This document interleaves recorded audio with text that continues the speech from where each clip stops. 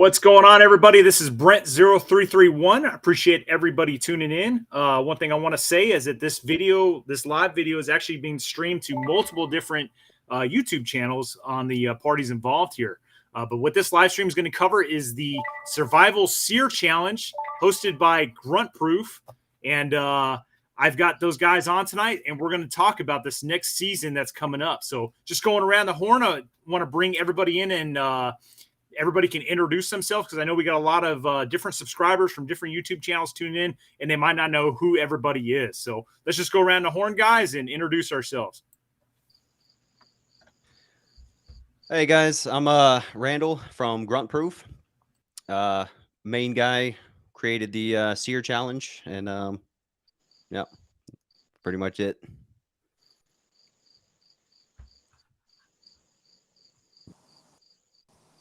Hey everybody, it's Bill from Stokermatic, just a regular old crayon eater.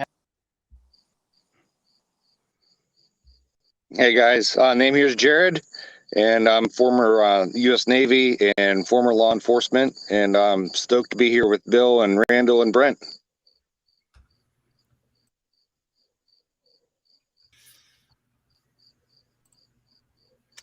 All right, guys. Well, that's all of our players. So first and foremost, I want to kick it back over to Randall. And can you just explain what exactly the Survival S.E.R.E Challenge is? I mean, this is relatively new. This is only second season you've done it. You had season one last time, which is posted up on your Grunt Proof web YouTube channel that everybody can go over there and check out the whole complete season. But if you can just preface and let everybody know what exactly this is. Yeah, so it started as the Survival Games. It's now the S.E.R.E Challenge, and it's essentially two outdoorsmen, survivalist type guys. Each guy has 24 hours to survive, evade, and resist. We're going to add a little more of that. And the guy has to get to a certain point, the end point, the survivor, and then the other contestant is basically hunting him with support. So the survivor either makes it to the end point or gets captured, and then we rotate, and the next guy goes as the survivor.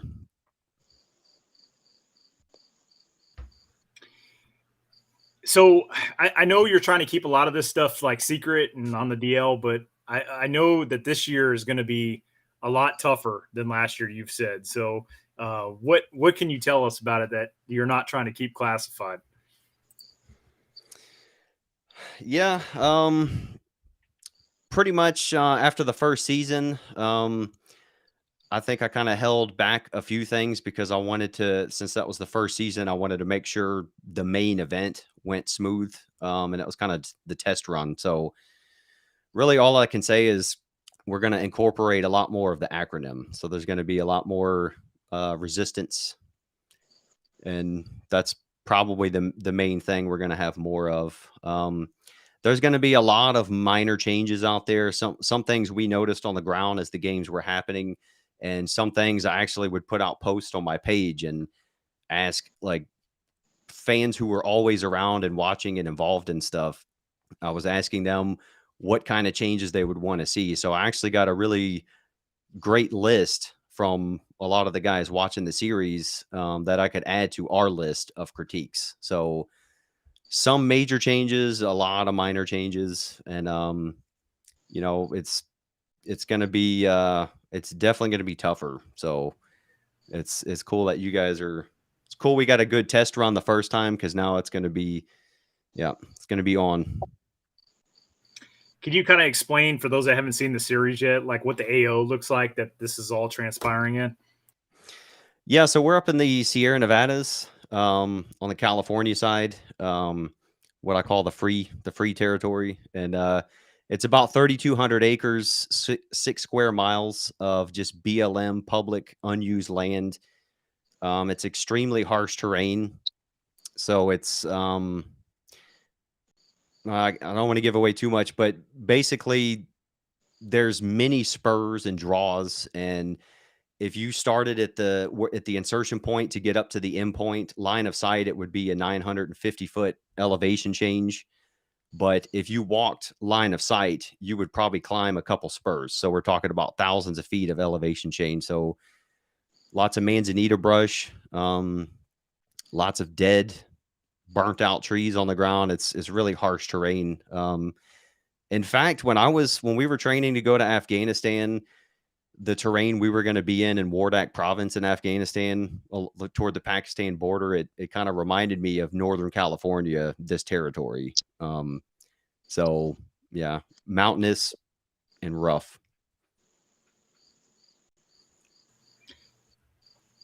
BLM, can I answer that?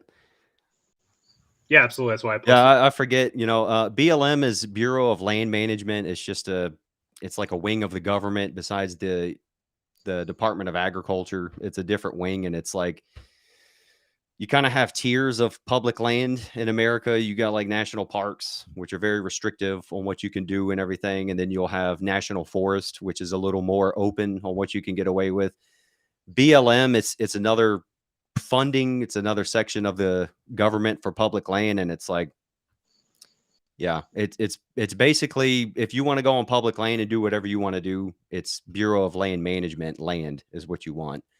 I mean, if you had rockets, you could go out there and shoot them on BLM. So, but yeah, it's just public land. All right, so it's pretty arduous terrain if you guys check out season 1, and I'm sure Bill can speak to that, man, because he was a participant last season. So, Bill, can you kind of tell us, like, first how did you get involved with the last season, and then what was your experiences just working through the last year's challenge? Yeah, absolutely. So I think Randall and I touched base maybe about 18 months ago and did a short collaboration on YouTube, and one of the best collaborations ever in the and about a month or so later, he reached out to me. He's like, "Want to do something that's never been done before, and looking to see if you want to be a part of it." If I'm transparent, at first I thought, well, sure, I'll help you come down and run it. And Randall was like, "What?" And I was like, you know what? Let's do this thing. Let's go out and test myself in unknown terrain with an unknown situation thing. Especially then going into the very first season, the knowledge, what do you pack? What do you bring? What do you prepare for? There's so many is racing through all these different types of contingencies. And so I get down and absolutely very well put out the event, as Randall just described, in the location and the terrain. It's a little thick. You're going to get a little intimate with those manzanita. But yeah, it was absolutely fantastic. That's awesome. And for you guys that don't know, myself and Jared, right below me, are going to be the next two contestants on this season. So, Jared, if you can just kind of share, who you are and what you come from, and what made you want to put your name in the hat for this? Because how I got involved with it is Randall actually reached out to me. He had posted some post where it was like, "Hey, who do you want to see? As far as YouTubers, who do you want to see come do this challenge?" And somebody had commented me, and then that prompted him to reach out to me. And I checked out the show because I had no idea about it, and then I saw it and I was like, "Oh, this is freaking badass! I want to do this." So Jared, how did you get involved, man? How did you throw your name in the hat? I've been watching Bill and Randall here for probably at least a year, and then this past summer I come across one of the episodes. He hasn't broken down into episodes. I think 4 of them or 5 of them, Randall. But then I found the complete season of it, and I finally was able to watch the whole thing. And I'm like, yeah, this is pretty sweet, pretty badass. And I just emailed him out of the blue. I looked up his email through his YouTube account and shot him an email, never expecting to hear back from him or anything. And he got back to me about a day later and says, "Yeah, man, come on out." And he had me fill out the form and whatnot. And here I am, so a couple months later. But yeah, my background's I was in the military back in the late '90s in the Navy, and started my law enforcement career in '96, I believe it was. It was a long time ago, and got out of law enforcement about 4 years ago. And I shoe horses, so I've been doing that for almost 20 years. So it's I've talked to Bill a little bit about it. He knows where that goes. It's hard work, and I'm out there doing that 12 hours a day or more sometimes, 6 days a week. You're holding up 1,000-pound animals and whatnot. So it's pretty hard. But yeah, I figured I'm getting to the age where if I don't start doing something else other than shoeing horses, I'm going to be crippled here in a couple years. So I really started doing my rucking and my outdoor stuff this year, and I figured this is going to be a good thing to really get me back into it and see what I can do. You're probably going to eat me alive, Brent, but that's okay. I'm not afraid of failure, and it's all in just good fun. Hey, I will say though, I'm glad to have that Navy Marine Corps team going into season 2. I know we had those Army dogs over here on our opposite side collaborating with each other last season. So, although Bill was in the Marine Corps. Say again. Bill was in the Marine Corps in early days. At some point, he crossed over to the dark side. Yeah, he went to the bad side there. No, but I thoroughly look forward to this, fellas. I think just the concept of doing a S.E.R.E challenge, being out there really testing our mettle. Jared, you and I are going to be out on our own and actually not just hunting each other, but there's also an OPFOR component that Randall, I'd like you to speak to. Like the OPFOR component that's actually helping whoever it is hunting at the time and assisting them with trying to find that lone guy trying to make it to the end point. So Randall, can you speak to that about like the OPFOR component and what all goes into that? Yeah, so the hunter pretty much has like we just called it a scout team, and we were kind of limited in the first season. We're going to beef it up this time around, and so they pretty much have any capabilities that they want to assist the hunter. And so there's going to be like special perks the hunter gets at certain times. But if you think about when you're deployed, you have some kind of support, aerial reconnaissance or, indirect fire. Maybe that'll be in a future season, but you always have somebody to reach back to for some kind of support. So that's kind of the concept there. Like we're going to adjust a lot of that, and we're going to make it a lot more interesting. But basically when I did the first season, when we were playing in that, I just didn't want to have two guys just chasing each other in the woods on their own, So that's where the support for the hunter came from. The survivor gets some special perks every now and then. In the first one, like I said, I pulled a lot of punches just because we didn't want to throw too much out, and just we wanted to make sure we could execute it, at least the basic format. So the survivor is probably going to be a lot more isolated this time. So I'm glad you guys are motivated, because what you saw in the first season coming in as a contestant, I'm really excited to hear. Well, I'm excited to watch you guys experience this next version, and I think it'll be a very cool experience, especially for me, because I mean, we've all planned military operations in our careers. So kind of taking that same approach to this, just trying to cover every base and everything. But the bottom line is, for me, it's all on paper until we get out into the field and I actually see you guys execute. So it's going to be cool to watch you guys go through this next one. There's a question from the audience for you there, Randall.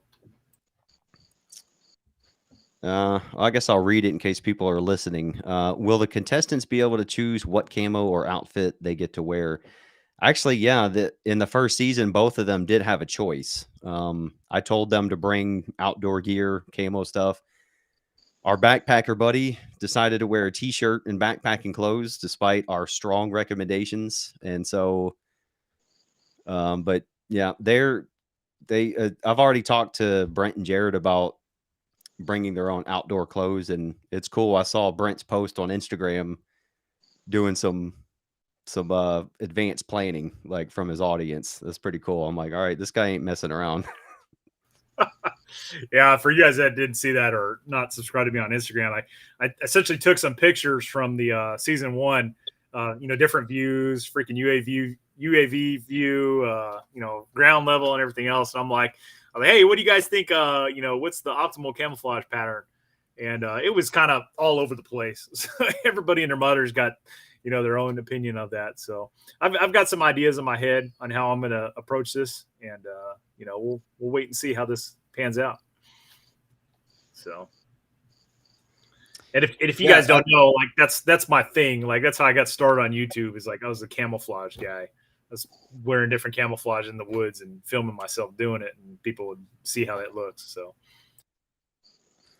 for the trailer, it was really hard to find a video I liked to use of you, because I'm like, oh, Brent, I know exactly what he does. I can find all kinds of cool pictures and videos of this guy with a mask on and camoed up. And then the one I actually put, I'm like, yeah, that's good. It's camoed up dude with a freaking rifle. That's perfect.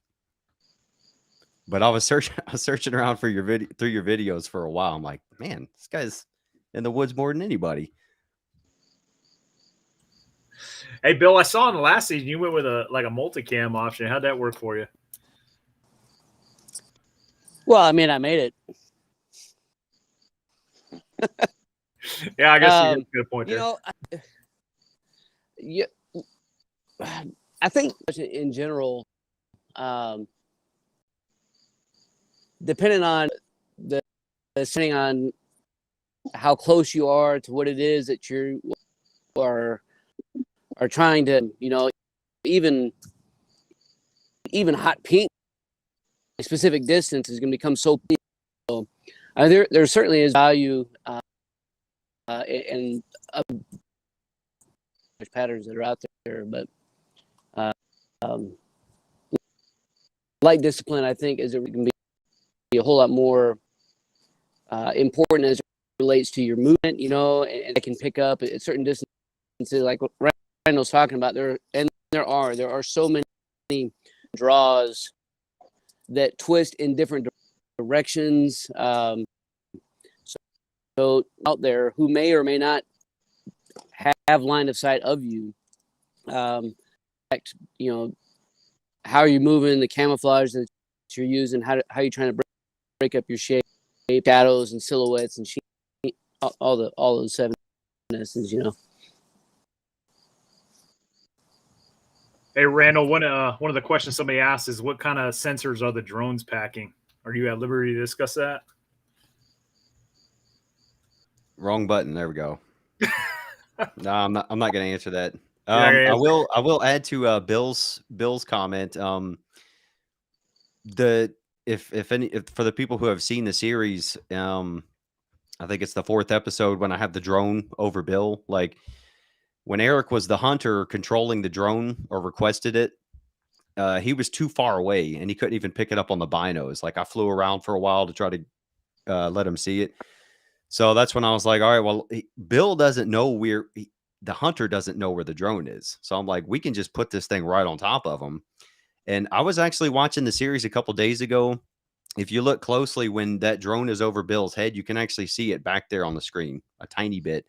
And so as far as camo goes and like all the shadows that are out there because of the manzanitas and everything, like I knew where Bill was and I knew I was basically on top of him, and I wasn't just hovering there. I was scanning with the camera looking for him, and I could not pick him up at all. So he blended in, at least with the area he was in. And it's kind of one of those things. Like I know survival and all this stuff, it's a lot more popular on YouTube these days, but like a lot of camouflage stuff, like Brent, that's why I think your page is really educational for people who haven't been through any of this or just like haven't experienced it, because there's a lot of things about camouflage that just you don't know until you actually go out and practice it. Like I had a guy, one of my friends was talking about Bill, and he was like, when he was the hunter, why was he just sitting up on that ridge out in the open? like, couldn't the survivor see him? And I'm like, no. He's like, well, he's sitting out in the open. And unfortunately, the scene didn't show it, but I was like, dude, it's behind him is what was more important. So like Bill could have stood straight up, which he did a couple times, and it wouldn't have mattered because I confirmed with my assistant down there that was with the survivor. I was like, hey, look up here. Can you see anything up here on this ridge? He's like, no, can't see shit. So it's just little things like that. Like, it's pretty cool to watch people learn this stuff, you know, as we go through it. How camouflage really works. You know, it's like you don't need a ghillie suit and paint and just belly crawl everywhere. I mean, when I went through sniper school, like all 3 shots I took, I was standing straight up and I just had my gun on a tree with my buddy right in front of me, and I was just camouflaged from behind. I mean, that doesn't always work, but that's just an example, you know. And that's where Bill excelled. He, you know, because Eric just didn't have the training, so Bill just knew how to use the terrain to his advantage. You know, that I don't know how you guys say it in the Marines, but we would say OWACOK, like your observation, avenues of approach, cover and concealment, and all that stuff. Like Bill just no problem.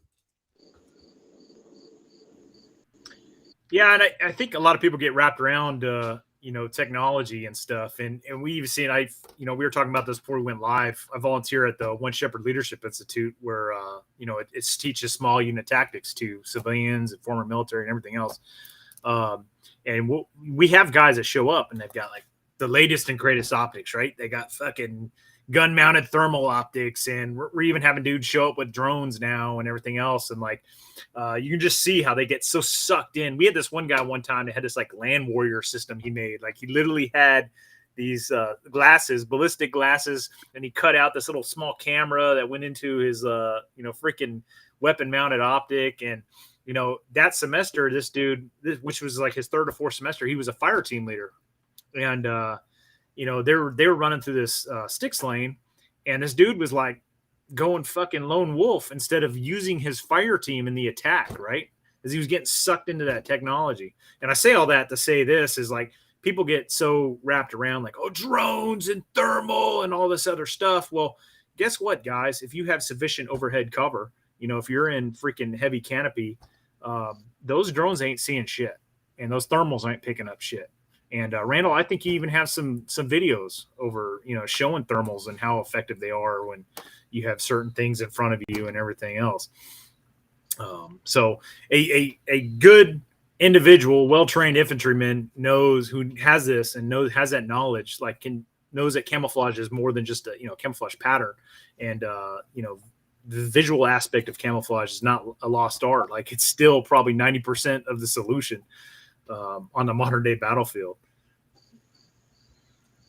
Yeah, and like Bill said, with just considering your movement, like there was, I mentioned, anytime he crested a hill, you know, he would crouch down and just sit and wait for a minute, because something like that, you know, could get you busted very easily. Like if the scout happened to be driving by on the quad, he sees a head pop up, you know, game over. So it's kind of the downer. I'm glad I mentioned it in one of the episodes. Like, I guess, I don't know. I had some younger kids I shared this with, and they're like, yeah, it's kind of more boring than I thought it would be. It's like, well, it's not Call of Duty. You're not, you know, first of all, you only get one life, but it's not running and gunning stuff. You know, it's like the guy does not want to get caught. And like, if you make a mistake in this, at least in this and like real world scenarios, there's no second chance. You know, like if you just stand up on a hill, goodbye. You either get captured or you get your head shot off, you know, so. Right. And that's, you know, correct me if I'm wrong. The support personnel were more of like an assistant to the hunter. Like they weren't actually out there on the ground, like turning up logs and looking for people, but, you know, they'd be riding down trails and observing. And if they happen to see the survivor out in the open, like they would relay that to the hunter. But they're just supporting the hunter because they're also playing a safety role, right? Like they're making sure that the survivor isn't dead or something out there, or mauled by a bear. I don't know. No, we had plenty of controls in place to maintain, like, you know, implement all their safety stuff. But That's one thing I will do a better job at building this series is I'm going to give a more specific, I'm going to like clarify exactly what the perks are and stuff. Like I would mention it later in narrations, but I'm going to do like just like a player's card of what, you know, the hunter gets and what they can do and stuff. But in the first season, they would do hourly rounds on their own. He would just drive up and down the roads and just look for stuff. And then the hunter could specify an area like, hey, can you go over there and check this area out? And he could get out and walk around and stuff. But that the only rule I had at that time was the hunter, the scout, the assisting team could not go actually capture the guy. They could just walk up and say, yeah, I got a dude sitting here, you know, and that didn't happen. But, you know, that's one of the constraints I put them on. I guess a question that is applicable to both Jared and I is what kind of wildlife are we looking at? I know you were talking about, I think you posted one time of like a goat mauled by a mountain lion, and then you're like, in 10 years I've never seen a bear out here until now. So yeah, I mean it's the mountains, you know, we got bears and mountain lions. That's pretty much it. Like on the good side is we only have black bears.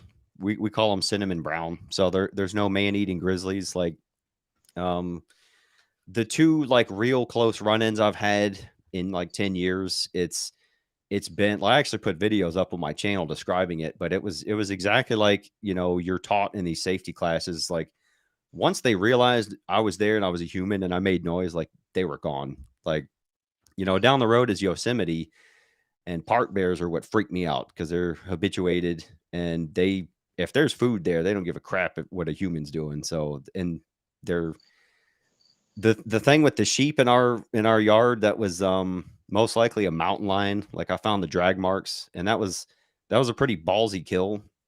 Like we lose a couple cats every year. We lose some like that's the second sheep we've lost. But like mountain lions, I've only seen them on my game cameras. And you guys creeping around the woods, like I guess if you're laying still for a long time, something might walk by you. But it's no different than if you're just camping. You know, like I don't think people realize how many animals just come right through their camp all night, and neither one of them has any idea unless you got food laying out. But you know, we have, just having the military background, we have a big old safety brief and we have all these controls in place. So I actually wrote it in our safety procedures. If the survivor has to compromise his position to yell at a bear to get away, and he gets captured that way, we'll kind of assist there. You know, I mean, unless it makes for an awesome video, you know, if you fight off a bear and then still escape, we're keeping that. We're going to let it roll. So, well, I can assure you, if I run into that situation, I will record because I want my family to know that I went down fighting. Yeah. Bill, did you run into any wildlife like that out there while you're? No, and I know the time of year that the games are being conducted in is, and so a lot of animals are starting to become a lot more dormant than they would have been even a month or two prior. I was out, especially as the survivor, and I'm moving a lot more slowly and methodically. Think through the streams that I crossed, through all the brush that I went through at night. I didn't see or hear a single thing. Are they out there? Absolutely. But like Ryan was talking about, it's really not opposed to like when you are in a national park and everybody's out feeding everything, cars and crap. The only thing out there that bugs me coming from the Gulf Coast is the rattlesnakes. Like, but that time of year, they're pretty much holed up. Like we have moccasins and alligators in the South, but for some reason, the rattlesnakes I've come across, I'm like, yeah, fuck that, man. Like, shoot it. If I only had a shotgun with birdshot, that's what I used. Yeah, and that's it. And on that my understanding is there's no firearms on the hunter or the survivor, so that we don't have any accidental blue on blue contact. So I got to step off with that, knowing that I'm either going to have a little tiny pocket knife or a sharpened stick, whatever the hell it is that Randall gives me. Knife hand, yeah. Yeah. Well, that's one of the considerations for this time frame, like Bill said. I mean, I was just over there last month, and it's mountainous. We're at about 4,000 feet where my house is, but it was 110 degrees the last couple days there. You know, it's so dusty and dry. It's like, you know, there's a lot of risks there, but you also got, more wildlife like that, and it's just bad conditions. Like, we'll probably get into this, but when I'm gonna do more events and do different types of events pretty soon, and one of them is going to be like late springtime, like hopefully May or something, and that's when it will be interesting because, you know, November where we're at, it's at worst you'll have some light rain and it drops to like maybe freezing at night. But if we do it around springtime, we can have like 70 degrees and sunny one day, and then we could have a full-on blizzard the next day. So hopefully, you know, after this one goes successful, nobody dies, we'll start rolling it out into winter versions. So no pressure, but we can't have anybody dying out there. Just So if he does, he does. Yeah. Great quote. Drago. So on that, so like I know from watching season 1, like the survivor and hunter, they're issued like a, you know, a cartridge belt with, you know, different gear on it and stuff like that. What about clothing in terms of the survivor? Like, what does he get? Does he get to step off with the? Because I think Bill, I saw he had like a woolly pulley on or something when he finished.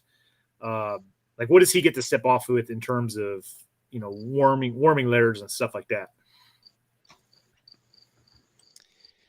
How can I dance around this one?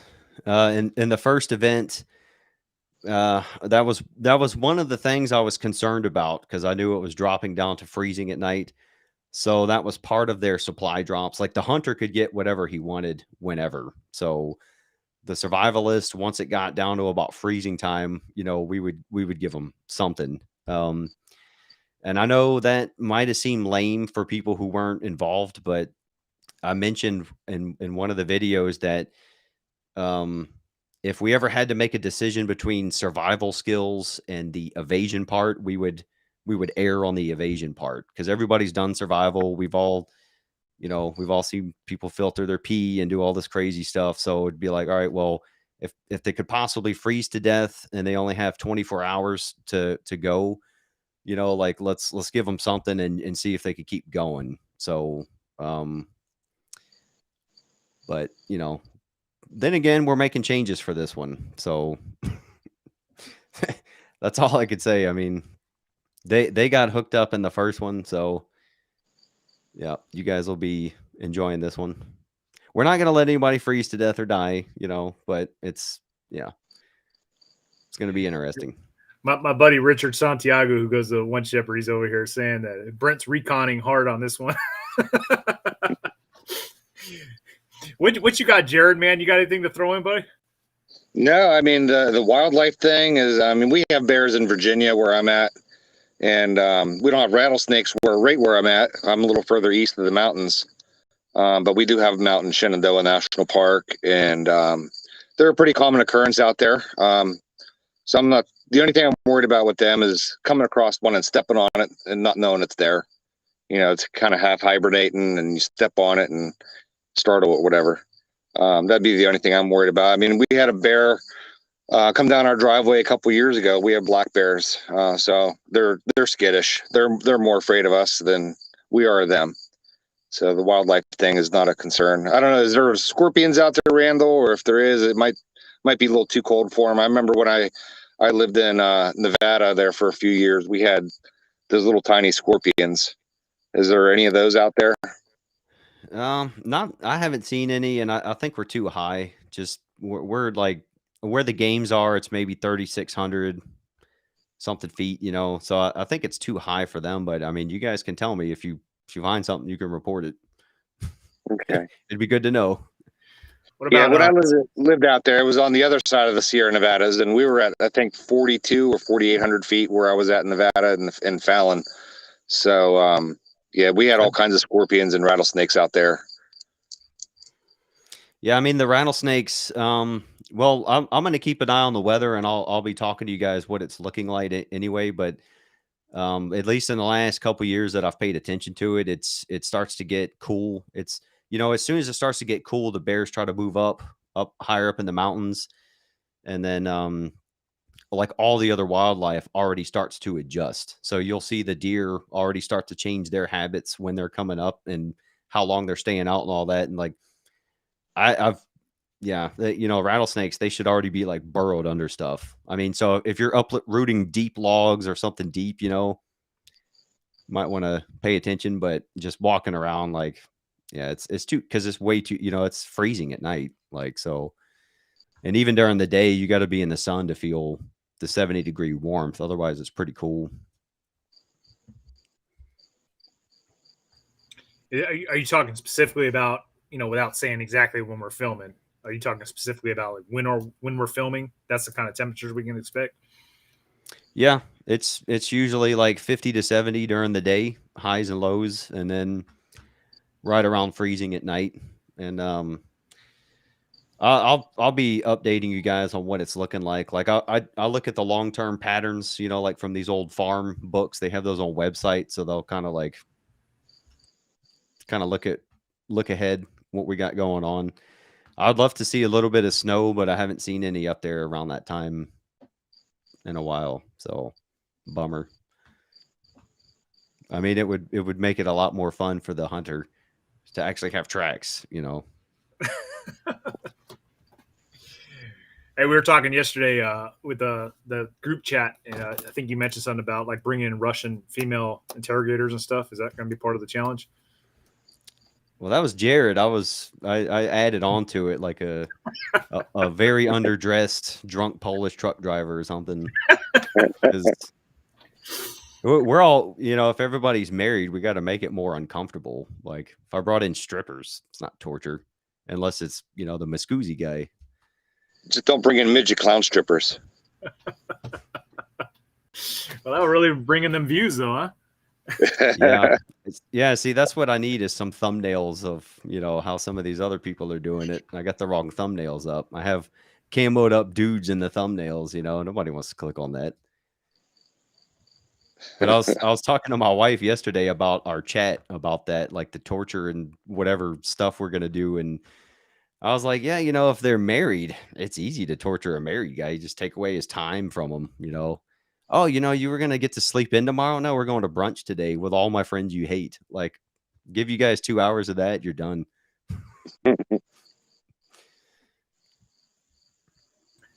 that'd be pretty much torture if you got me tied up in a chair and then all of a sudden you bring my wife out. She sits down and starts having conversations like, give up. Jared's the winner. Can you guys pull out some toenails or something, please? Like anything? Bring out the waterboarding, please. Well, what else we got, guys? About 38 minutes here. I know there's some aspects we haven't covered yet. I'm sure people got some questions. If you want to ask them in the comment section, we can address some of that stuff. Hey, Brad, before we go much further, I'm going to have to get my charger and plug my phone in here. This live stream is really eating up my battery. Yeah, so I'm going to mute it, and I'll be off camera for just a few minutes, and then I'll be right back. All right. I had a question on my stream. This guy was asking why we're bringing Brent back, or sorry, Bill. And that's I got to dance around that one a bit, but we got the returning champ, and he's going to come out and support us in a very special way. So that's the whole purpose of that. Plus, he's not a terrible guy, so kind of want to have him around anyway. According to on that note, and Brent, and this is how strongly I believe in what Randall's doing with this, and what I think that it can be for, like when he first approached me, he's like, "Hey man, I had this idea," And we went through afterwards. It's like, dude, man, I'm stoked to have had the opportunity to come down and participate. If I can do anything to help you out, like I'm only a few hours, maybe 13 hours drive time, but I mean, I'll come down and help out with whatever I can do. You know, just my sense of community with Randall, and then with everybody at large, that the passion and the brain power behind this whole thing. But no man is an island. Everybody, I'm all down to come out and grind some more. Yeah, it's like when we were playing in the first one, I set up a group chat with everybody, and I kept telling them like, "Hey guys, I had this idea on paper I think is really cool, but it could just all be terrible. But at the end of the day, it's still going to be a couple like-minded dudes out in the woods practicing skills and having some fun." And then it was successful, so that's even better.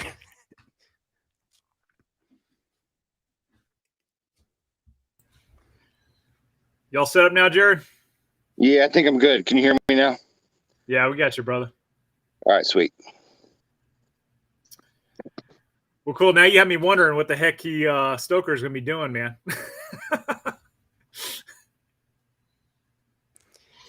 There might be some boxing gloves involved. I don't know. Oh, okay. I think I figured this out. Hey, so can you speak to, because I know I saw a post that you put, and you're like, you know, all these people are like, hey, invite so and so with all these like big name channels and everything else, and like you're like, dude, I've reached out to all these guys, and like this is the list of reasons that they said they're not doing it. So can you kind of touch on that? Like, not to specifically call anybody out, because I know we don't want to start any more drama, but can you touch on like some of the excuses and stuff you gotten from people? Yeah, you know, pretty much all the big names I knew, and I was gonna hit them up anyway. So I would just, if I got a new one, I would add it to the list, and I had a little promotional email to send to people, you know, and like I kept getting very similar names and stuff, and I'm like, yeah, I'm on it, man. And so I finally just decided to compile the most frequently used responses I got.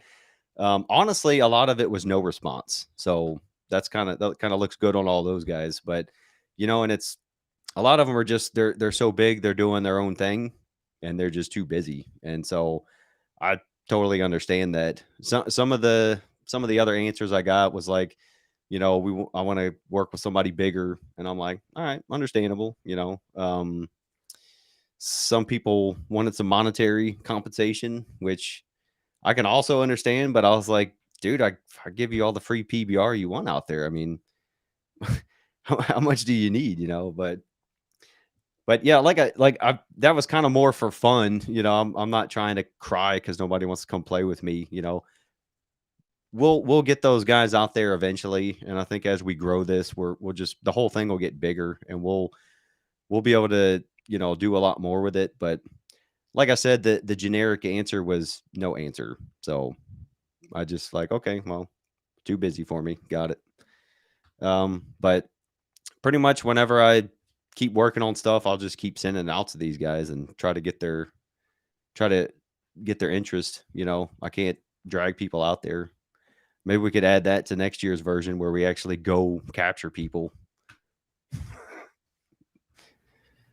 Yeah, I mean, I'm sure, you know, there's obviously, you know, life interferes with everything, and you know, I'm sure there's a lot of guys that would like to come do this, but I think there's definitely an aspect of the dudes that, you know, when they film their YouTube videos, they're showing you what they want you to see, right? They're not going to show you their failures.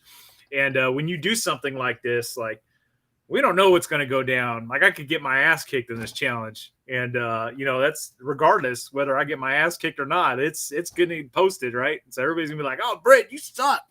You know, so there's obviously a significant risk to all that. So me personally, die, like, man.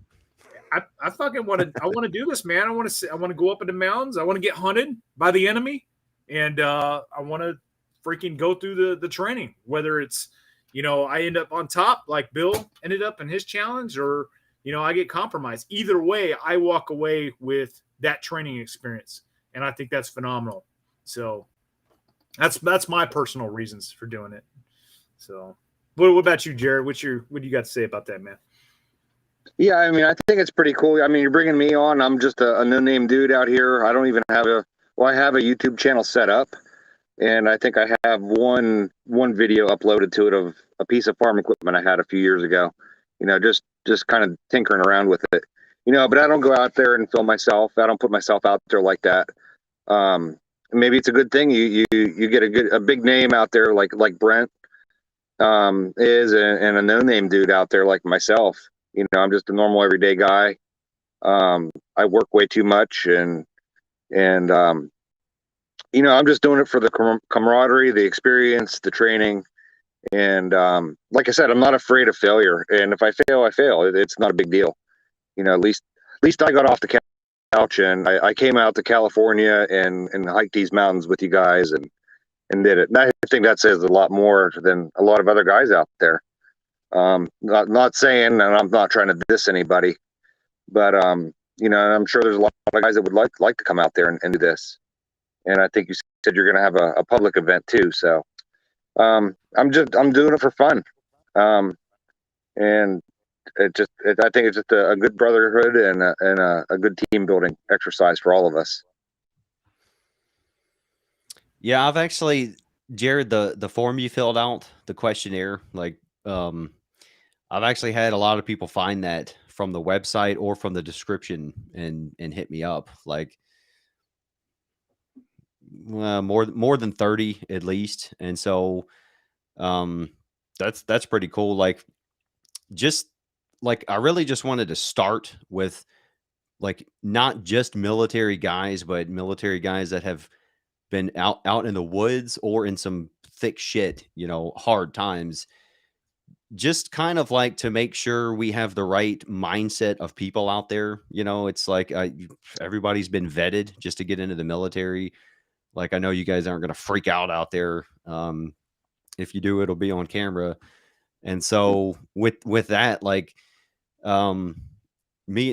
there will be some public versions coming in the near future, and that's going to be open to everybody. And so I definitely am going to keep boosting the creators and some of the big dogs to come out there and battle each other.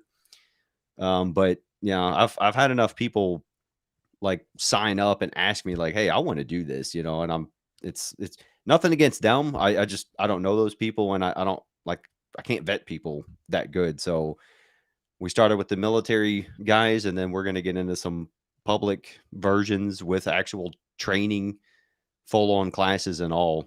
And that's, it's the only teaser I can throw out on that. So if you're watching this and you want to get involved, you're not on a channel or anything, you'll have your chance.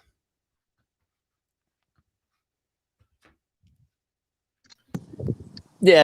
I think, And Brent, go ahead, bro.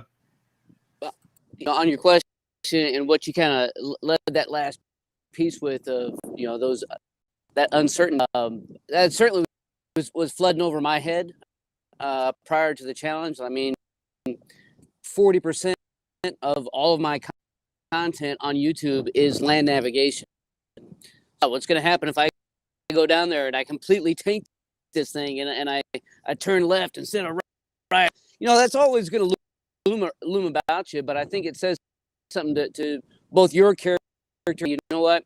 I'm gonna put that behind me, and I'm gonna come out and I'm just gonna have the best experience.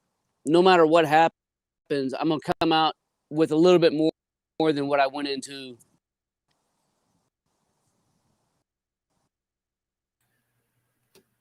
Yeah, 100%. So, hey, I do want to say, Randall, I think the Survivor Challenge actually starts a little bit before the actual games begin, because you got me flying into San Francisco, and a guy like me flying into that AO, that's in it of itself is going to be a survival challenge. So. That's why I'm personally picking you up, man. I'm your extraction team. I hate going anywhere near that place. And if we weren't short on time, I would take you north through the city, and you could just see what lovely stuff is happening there. But yeah, that's, I always joke with people. Like, I've had a lot of people come out, and like old vet buddies come out there and help me work on my house and stuff. And I'm like, all right, that's your first challenge, is getting through this place, man. And so that'll be like your first resistance part of surviving that. So we might get halfway home and Brent's like, fuck it, I'm out, man. And we got to send him back. Get you an Uber back home. If I can make it to your vehicle without getting hit by an AIDS infested needle or molested by a cross-dressing, we'll leave it. I'll give you $100, $100 to walk through that airport, or at least a portion of San Fran in a nothing 50 chord G-string. What do you mean? That'd be blending into the environment there. I tell you what, though, I would sacrifice all of it to be able to stop at Nancy Pelosi's house, take a big giant shit right in her front driveway. So that would all be worth it. Dude, the airport is safe, and it's not clean, but it's safe because that's their source of tourism. So they're going to have that pretty well taken care of. I mean, yeah, but yeah, we could go. We're going to head south and get the hell out of there immediately. Like, it's Ramadi, but if I make a wrong turn, you'll know. You'd be like, dude, it's the wrong way. Like, everybody I pick up, I'm like, all right, you go that way, it's bad. You go this way, you're heading towards freedom. Yeah, one of the guys says that's a San Francisco patterned camo. You blend in. You're a gray man. Well, guys, we're at 51 minutes, so I guess we can go around the horn and start wrapping this up. Anybody have any other saved rounds before we go around? I'll let them go first. All right, let's go.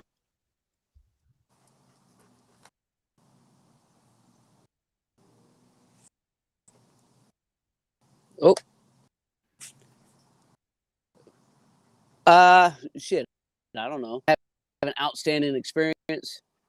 There's going to be Riggs agrees that you're not going to be able to answer.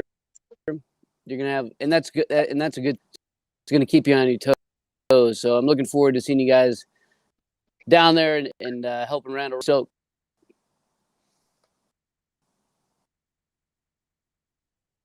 Yeah, I really don't have much else of anything. Bill, when you come, make sure you bring Riggs, because I'm going to be going through some of my own shepherd withdrawals, having to leave Yoda here at home. He goes everywhere with me to work every day. So I don't know. It's going to be a different experience for me. I live on the East Coast, and it's hot and humid. I think at one point this year it was 105 degrees, and I think it was 5,000% humidity. And you just die out here. Shenandoah National Park's about the same elevation where you guys are at, or where you're at, Randall. I think Shenandoah's, most areas are around 3,000, 3,500 feet or so. And I live at 4,000 or 440 feet, so I'm pretty close to sea level. So that might be a bit of a challenge for me, and the dryness.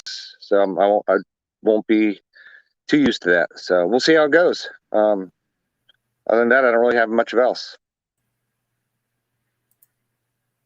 All right, I just want to say I appreciate Randall bringing me on board for this next season, and I look forward to this. I've been up to the Marine Corps Mountain Warfare Training Center up at Bridgeport several times, and it's just absolutely beautiful up there. Amazing training area. So I kind of feel like this AO is going to be very similar to that.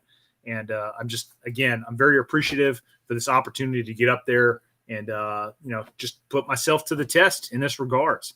And, not afraid of failure. If I end up getting caught or something, well, hey, what better way to train, guys, just to put yourselves in these challenging situations. So absolutely 100% look forward to this. And again, very grateful for the guys giving me the opportunity to come out there and train and do all this and partake and share this experience with these awesome war fighters. Every single one of these guys in this panel tonight's a serving or formerly serving U.S. military member, and it'd be great to sit around a campfire, have some beers, and then go out there and take part in the S.E.R.E challenge. So I'm going to kick it over to Randall, give him the final thoughts. This is going to be his show, his program, his idea. So what you got for us, Randall, to close this out? Yeah, same thing, man. I'm really happy that you guys are giving this a chance and coming out and putting yourself through it. It's really cool to see an idea, come to life like that.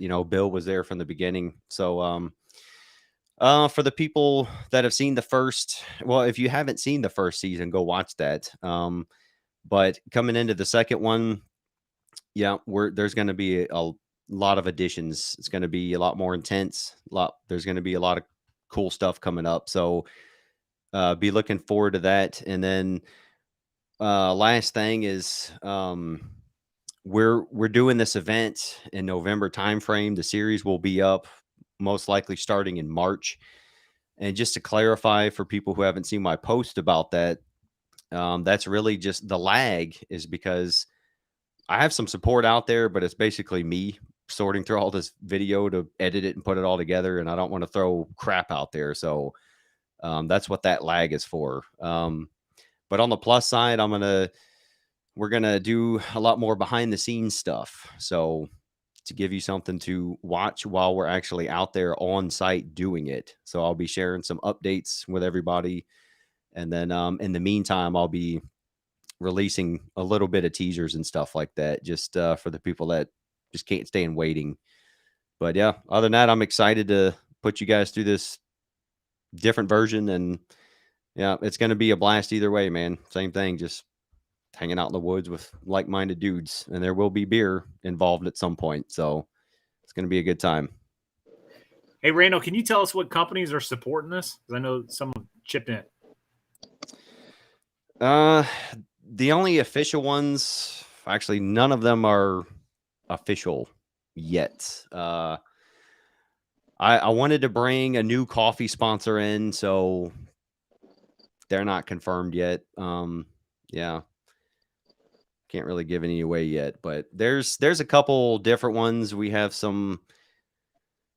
I'm talking to some interesting ones for some different support. 22 Sierra Coffee, they were totally down for this version, but I'm probably gonna go with a different one. I don't want to give out their name yet, but just to highlight another veteran coffee company. So I'll put a video up on my channel when I actually confirm all these people.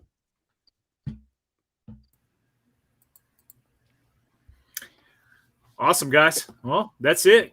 That's our live stream over this upcoming S.E.R.E challenge. So does anybody have any save rounds? Go once, going twice. All right, I want to thank everybody for tuning in tonight. Again, this has been shared on all of our respective YouTube channels, so you guys can watch this video or rewatch it on either one of these guys' page. So thanks for watching, everybody, and we'll see you very soon. Thanks for watching.